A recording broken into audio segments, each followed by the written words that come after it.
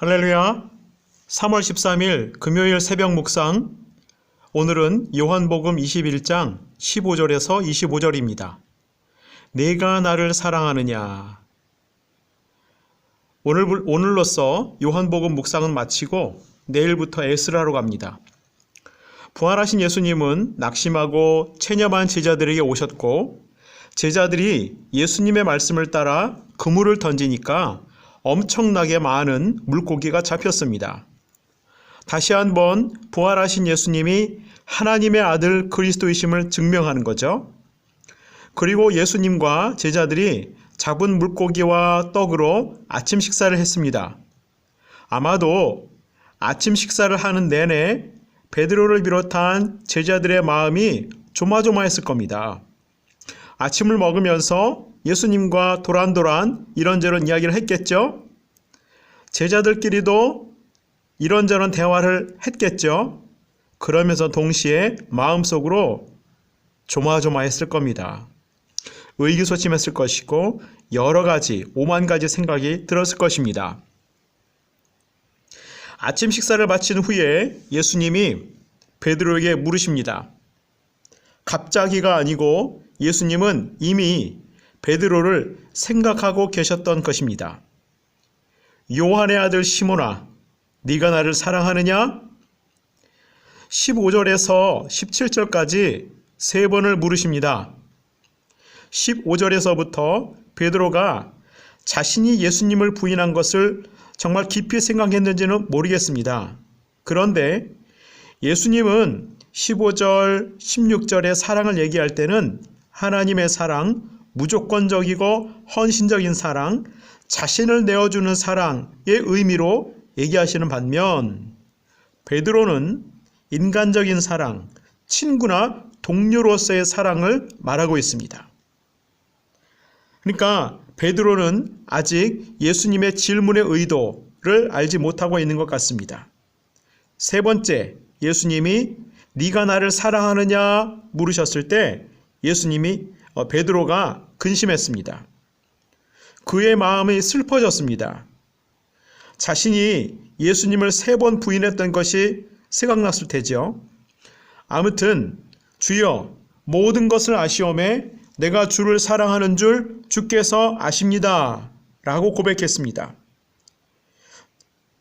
그리고 17절에서는 예수님이 친구의 사랑, 인간적인 사랑의 의미로 네가 나를 사랑하느냐 물으셨습니다. 베드로는 이제야 하나님의 사랑, 헌신적인 사랑, 무조건적인 사랑, 원래 예수님이 의도했던 그 사랑, 그런 의미로 사랑을 얘기합니다.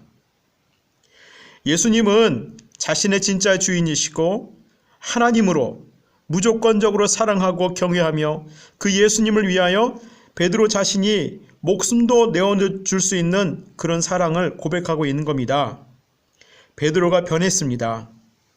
사실은 예수님과의 대화 속에서 성령께서 베드로의 마음을 만지시고 변하게 하신 거죠. 자, 예수님은요, 내 양을 먹이라, 내 양을 치라 말씀을 하십니다. 사람을 취하는 인생, 복음을 전하여 사람을 낚는 어부만 되는 것이 아니고 이미 취한 사람들을, 또 하나님이 내게 붙여주신 사람들을 말씀으로 주의 사랑으로 돌보아야 될 사명도 주고 계시는 겁니다. 계속해서 하나님의 나라를 세워가는 사명과 부르심을 주시는 것이죠. 물론 이 부르심은 곁에 있는 다른 제자들에게도 주시는 것입니다. 18절을 통해서 베드로가 예수를 위하여 헌신하다가 어떠한 죽음으로 하나님께 영광 돌릴 것을 말씀하시는데요. 베드로는 그 정도로 예수님을 사랑한 겁니다. 사랑할 것입니다. 예수님과 그의 나라를 위하여 헌신하고 사람을 취하고 복음을 전하고 교회를 돌보다가 주를 위하여 죽게 될 겁니다. 그래서 예수님이 나를 따르라 하십니다.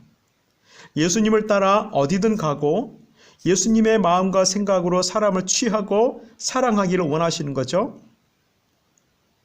이 나를 따르라는 말씀에는 예수님같이 땅에 떨어져 썩어지는 미랄이 되라는 그 부르심도 있는 것입니다. 베드로의 죽음도 결국은 예수를 따르는 길입니다. 그런가 하면 예수께서 사랑하시는 제자 요한이죠.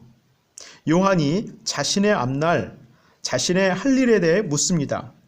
예수님은요, 베드로에게 대해서 상관하지 말고 너는 나를 따르라 말씀하십니다. 자신을 향한 부르심에 순종하고 그 부르심 속에서 사람을 취하고 먹이고 하나님 나라 세워가라는 것이죠. 또 자신을 향한 부르심대로 예수님을 따라오라는 겁니다. 부르심은 사람마다 다른 겁니다. 그러나 사람을 취하고 먹이고 돌보고 예수님 따라가는 것은 누구에게나 주어진 부르심입니다. 요한은요, 요한복음, 요한 1, 2, 3서 그리고 요한계시록을 썼습니다. 1차적인 이유는, 기록의 이유는요, 요한이 돌보고 있는 요한 공동체의 성도들을 위한 것이었습니다. 요한은요, 그 일생을 통하여 예수님도 만나고 예수님을 따라다니고 가르침을 얻고 성경도 받고 박해도 경험하고 성경도 쓰고 유배도 당하고 성도들을 돌보고 또 사람을 취하기도 했습니다. 그리고 반모섬에서 유배당할 때에 숨을 거두지요. 그렇게 예수님을 따라간 겁니다. 베드로와 요한은 물론 예수님을 따라갔지만 따라가는 방법, 색깔이 달랐습니다. 자, 이제 우리는 어떻게 살아야 될까요? 첫 번째, 때로는 막막함과 의기소침, 나의 잘못이 있을 수도 있지만 하나님의 인자하심과 긍휼에 의지하여 순간순간 찾아오시는 부활하신 예수님을 만나기를 사모하십시오. 위로하고 회복시키는 예수님의 사랑 신뢰하시고 그 사랑 가운데 거하시고 그 사랑 속에서 기뻐하십시오. 마음을 다하고 뜻을 다하고 힘을 다하여 하나님 사랑하십시오. 두 번째, 예수님은 우리를 위로하시고 사랑하실 뿐 아니라 사명도 주십니다. 서로 간에 다른 모습, 다른 방법이지만 사람을 취하고 먹이고 또 치는 사명을 누구에게나 주셨습니다. 사역자뿐 아니라 모든 성도, 모든 그리스도인들에게 주어졌습니다. 어린이에게도 주어졌고요. 어른들에게도 주어졌고요. 노인들에게도 주어졌습니다. 이를 통해 하나님의 나라를 세워가기 원하시는 겁니다. 매일 만나게 하시는 사람들에게 예수를 전하시고 섬기고 사랑하십시오. 교회에서 만나는 목장 식구들, 성도들, 아이들, 가족들 서로 섬겨주시고 위하여 기도해 주십시오. 코로나로 힘들어하는 나라와 국민, 이웃을 위해 기도해 주십시오. 세 번째, 각자를 향한 부르심은 다 다릅니다. 그 부르심을 발견하시고 그 부르심 따라서 예수님 따라 가십시오. 교회에서 맡겨주신 그런 부르심의 자리, 섬김의 자리 부인하지 마시고 그것을 거부하지 마시고 한 걸음씩 주님 따라 가십시오. 부르신 곳에서 삶으로 예배하십시오. 정말 예수님 사랑하신다면 삶으로 예배하시고 순종해 나가시기 바랍니다. 사랑의 주님 감사합니다. 어느덧 요한복음을 마쳐나갑니다.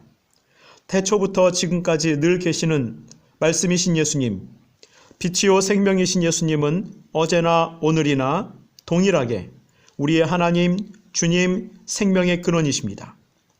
죽으시고 부활하신 그 주님이 지금도 성령으로 우리와 함께 하심을 믿습니다. 우리는 연약하고 실수도 하지만 긍휼에 풍성하신 주의 인자하심을 바라봅니다. 낙심한 제자들에게 찾아오신 주님, 우리에게도 오시옵소서. 우리를 기름 부어 주시옵소서. 상황과 문제 때문에 헉헉거리는 우리의 믿음 없음, 연약함을 불쌍히 여기시고 힘주시고 위로와 회복을 주시고 평안도 주시고 예수 안에 있는 기쁨도 주옵소서.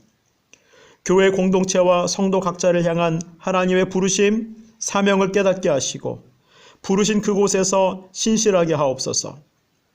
예수님 따라가게 하시고 사람 낚는 어부 되게 하시고 만나는 사람들, 예수님 붙여주시는 사람들을 예수님의 마음과 사랑으로 섬기고 돌보는 우리가 되게 하옵소서. 코로나로 힘들어하는 이때에 교회가, 성도가 무엇으로 섬길 수 있을까요? 무엇으로 빛 대신 예수님을 증언할 수 있을까요? 무엇으로 세상 가운데에 소망을 던질 수 있을까요? 주여, 예수 따라가게 하옵소서. 부르심 따라가게 하옵소서. 그렇게 온 마음으로 예수님 사랑하고 주의 나라를 증언하고 주의 나라를 세워가게 하여 주옵소서. 감사합니다. 예수님의 이름으로 기도합니다. 아멘.